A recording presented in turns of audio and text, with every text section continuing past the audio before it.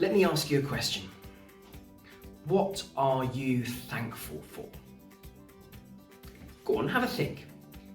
And see if you can get your answer down to 1 or 2 words. What are you thankful for? Why don't you share with the person next to you, or if you're watching at home and there are other people there, tell the thing that you're thankful for to another person in your household. Go on.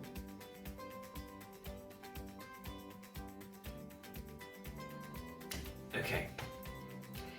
Well, some things that you might be thankful for might be material things, toys or games, or something that you collect that's precious to you. Other things might be the foods that you eat.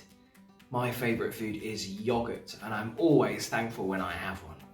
Or it might be the facilities that give you a quality of life, like a warm bath or a comfy bed.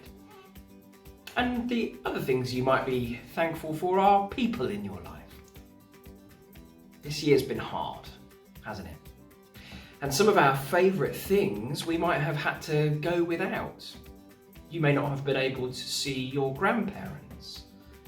For a while, various foods might not have been in the shops. And for people who have lost their jobs, money has been tight, and that means no new toys. I've missed not being able to see people. And today I'm missing the chance to come into your school for this assembly. I miss seeing all of your smiling faces and listening to your curious questions. Harvest is a time of year to take stock and be thankful for what we have, however much or however little. It's at this time of year that the crops are harvested and the farmers get a little break before the season of sowing and growing begins again. Some years the harvest is lean and some years it is plentiful. So I guess it's a time to look back and compare with how things were at harvest last year. I think we can agree that a lot has changed.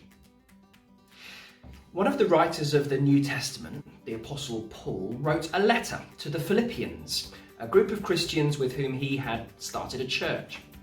He wrote them a letter because he wasn't able to visit them. He couldn't see them because he was in prison. He was in lockdown in a funny sort of way. Can you imagine being in prison? It must be hard. Not much fun. But Paul wrote these words in his letter. He wrote, "I have learned to be content whatever the circumstances. I know what it is to be in need, and I know what it is to have plenty. I have learned the secret of being content in any and every situation, whether well-fed or hungry, whether living in plenty or in want. I can do all this through him who gives me strength." Paul could have been very grumpy about his situation in prison. He didn't have to write a letter to his friends at all. But he was taking stock of his life, like we do at Harvest.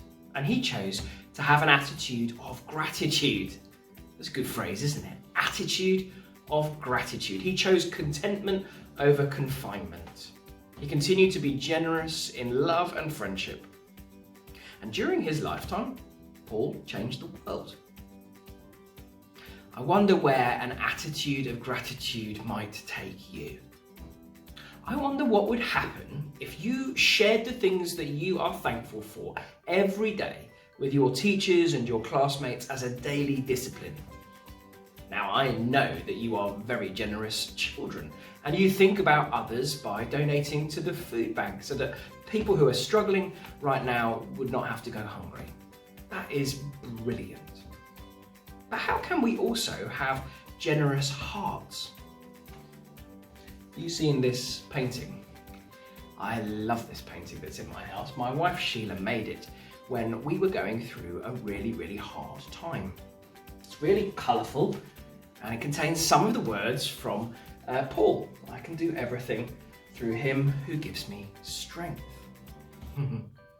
At Harvest, Christians remember that all the things that we're thankful for, the people, the food, the toys and the games, all things come from God. And so we give to others as a way of saying thank you to God. May we all have an attitude of gratitude this harvest time. And I pray that God would bless you, that God would bless and protect your school, and that you would be a blessing to one another. Happy harvest. Amen.